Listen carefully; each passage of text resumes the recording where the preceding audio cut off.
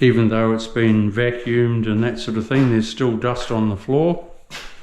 I want to work out my set out shortly, because I want to centralise the toilet,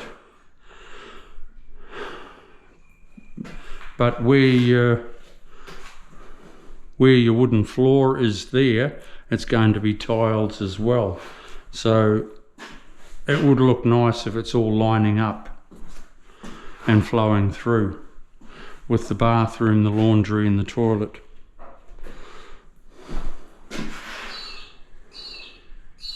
Right, I will... You see the dust on that wall? Whew. I'll prime in there and I'll come back to you shortly when I do this set out. Okay, we'll see you soon. Don't forget to subscribe. Press the subscribe button.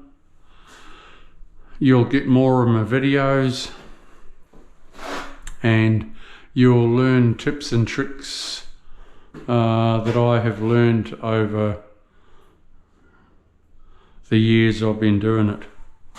Okay, we'll see you soon. Bye.